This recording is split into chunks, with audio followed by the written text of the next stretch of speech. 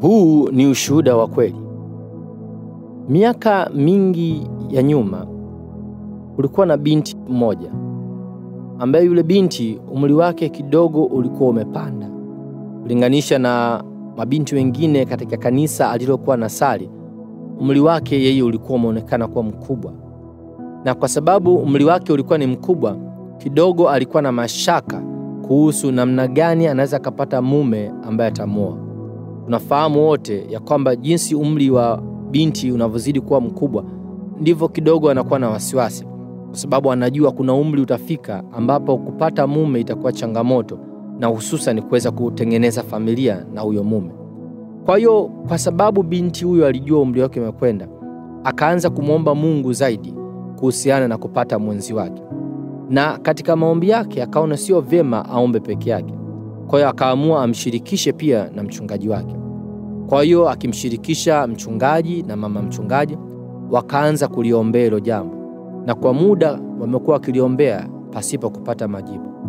Ikatokea ndani ya muda fulani ukapata ugeni katika kanisa hilo.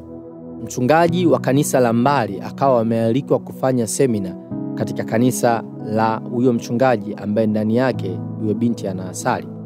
Yule mchungaji mgeni alipofika alifundisha kuhusu somo la imani na namna gani ya kuachilia imani yako. Lile ni somo ambalo liligusa mioyo ya watu wengi, ikiwemo pamoja na mchungaji na mama mchungaji. Baada ya ibada, mchungaji na mama mchungaji walimwalika yule mchungaji mgeni katika mazungumzo ofisi za kanisa. Walipokuwa wakikaa kuongea, mchungaji akasema, nimevutiwa sana na somo lako. Na kwa sababu nimevutiwa sana na somo lako, kuna mtu ambaye ninaamini somo hili linaweza likamsaidia. Akatoa maelekezo kidogo kuhusiana na yule binti. Yule mchungaji mgeni akaona kwa sababu kuna mtu ninaweza nikamsaidia kulingana na somo ambalo nimekuwa nikifundisha, somo la imani na namna ya kuachilia, basi si vibaya huyo binti akaja ili ajumuike nasi katika maombi ya pamoja. Kwa hiyo mama mchungaji akatoka, akaenda akamuita yule binti, akafika pale katika ofisi za kanisa. Kwa hiyo mchungaji, mama mchungaji, yule binti ambaye umri wake umekwenda pamoja na mchungaji mgeni wakawa katika ofisi moja. Walipokuwa wamekaa pale ofisini, yule mchungaji akamtambulisha yule binti kwa mchungaji mgeni. Na mchungaji mgeni katikati ya mazungumzo akamuuliza, nimeambiwa ya kwamba umekuwa ukiombea kwa muda mrefu kupata mwenzi, yani kupata mume. Lakini nilitaka nijue umekuwa ukiomba namna gani? Yule binti akajibu akasema, nimekuwa nikiomba Mungu anipe mume yoyote, angalau na mimi niolewe, niondoe aibu. Yule mchungaji mgeni akasema, ni kweli, hayo ni maombi umekuwa ukiomba. Lakini maombi hayo hayawezi kukupa matokeo, kwa sababu maombi hayo yana vitu vichache ambavyo vimepungua, ambavyo vinabeba uzito katika maombi. Mchungaji akavutiwa zaidi kutaka kujua ni nini huyu mchungaji mgeni ambacho anakijua, ambacho yeye akijui, na kingewezesha kufanya maombi haya kutoa matokeo. Yule mchungaji mgeni akamwambia yule binti, tafadhali chukua kalamu na karatasi, alafu nitakuuliza maswali kisha utayajibu. Yule binti akachukua kalamu na karatasi kisha akaanza kusikiza maswali. Mchungaji mgeni alianza kumuuliza ya kwamba, je, ungependa mwanamume mrefu au mfupi? Akaandika, ningependa mwanamume mrefu. Akamwambia, je, ungependa mwanamume mwenye rangi nyeusi au mwenye rangi ya maji ya kunde au mweupe? Yule binti akasema, ningependa awe na rangi fulani. Akauliza sifa mbalimbali. Katika mtiririko wa sifa ambazo yule mchungaji mgeni aliziuliza, zilikuwa jumla ya sifa 10. Yule binti akaziorodhesha sifa zote 10, ikiwemo urefu, aina ya kazi anayofanya, aina ya fani ambayo atakuwa nayo, na vitu vingine vingi ambavyo alivitaja. Baada ya kutoka hapo, sasa mchungaji mgeni akasema, kutokana na hii listi ya sifa 10, unaweza ukajenga taswira ya kama unataka mwanamume wa namna gani. Sasa tutakachofanya ni hiyo, tutatafuta andiko ambalo linakupatia wewe haki ya kuingia katika maombi yako. Neno la Bwana linasema katika kitabu cha Yohana, ombeni lolote kwa jina langu nami nitawafanyia, ili furaha yenu ipate kutimilika. Kumbe ni mapenzi ya Mungu kila mtu awe na furaha. Lakini katika Isaya kuna andiko linasema ya kwamba kwa maana hata kuwepo hata mmoja asiyekuwa na mwenzi. Kwa hiyo mchungaji pamoja na wachungaji wenyeji na mama mchungaji na yule binti wakakubaliana wote kwamba tunalo andiko ambalo linatupa haki ya kuomba ombi hili. Hiyo ilikuwa ni hatua ya kwanza. Hatua ya pili ikawa sasa wakaomba kwa maombi ya mapatano, maombi ya umoja. Yule mchungaji mgeni akiongoza maombi. Wakaomba kwa ajili ya hitaji ya yule binti. Walipomaliza kuomba, mchungaji mgeni akamwambia yule binti, "Sasa nataka ukirudi nyumbani ukanunue ka frame kadogo. Alafu hizi sifa 10 uziweke pale kwenye frame.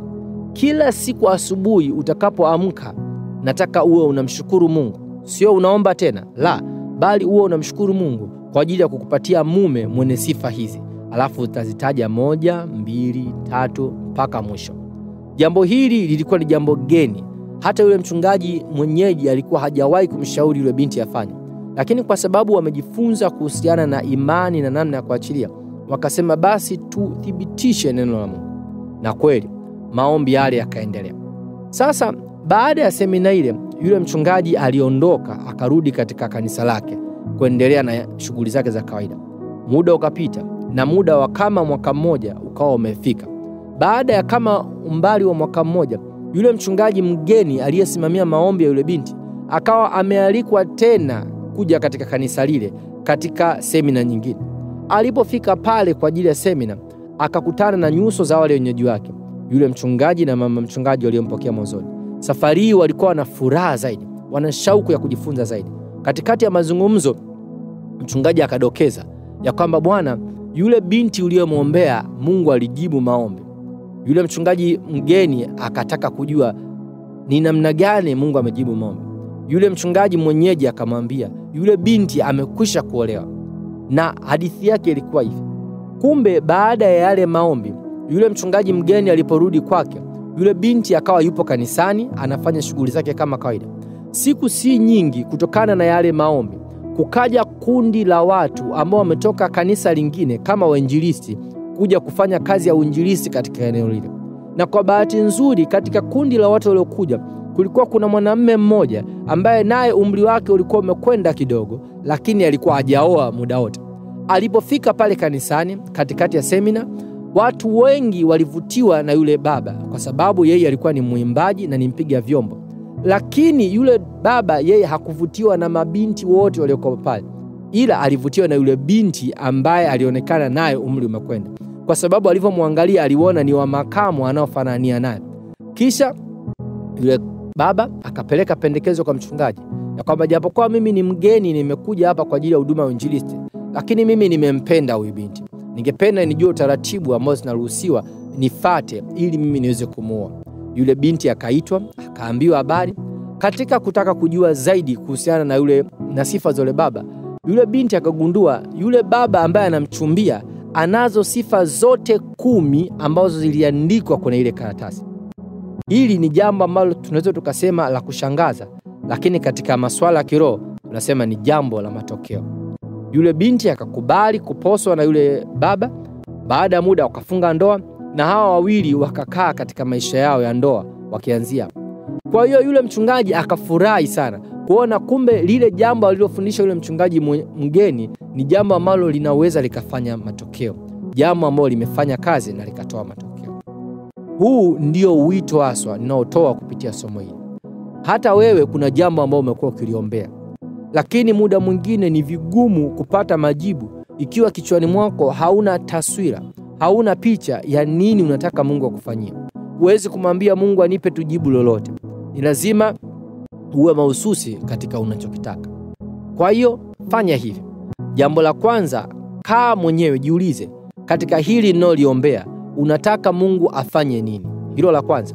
Pili, katafute andiko ambalo linakupa haki ya msingi ya kuliombea hilo jambo. Tafuta neno la Mungu linasemaje kuhusiana na jambo kama hilo katika sehemu ya maombi. Tatu, nenda mbele za Bwana kwa maombi. Mshirikishe Mungu kuhusiana na uhitaji wako. Na 4, kutoka hapo ukishamaliza maombi, anza kumshukuru Mungu kwa ajili ya jibu lako. Maana muda sio mrefu jibu litakuja. Maandiko yanasema katika kitabu cha waraka wa kwanza wa Yohana sura ya 5 mstari wa 14 na 15, inasema, "Na huu ndio ujasiri tulionao, ya kwamba tunajua tukiomba kitu chochote sawa sawa na mapenzi yake, tunajua tusikia. Na kama tunajua tusikia, basi tunajua tunazo zile haja tulizoziomba. Lolote unalotaka lipatikane kutokana na maombi, lazima liwe limesapotiwa na andiko nyuma yake, kwa sababu andiko linakupa haki ya kimsingi kuliombea hilo jambo. Na kisha simama na imani, simama katika kumshukuru Mungu juu ya kila ambacho umekiomba, kwa sababu tayari kipo kwako, tayari ni chako, na ndani ya muda fulani Mungu atakidhihirisha katika ulimwengu unaweza kukishika na kukiona. Barikiwa.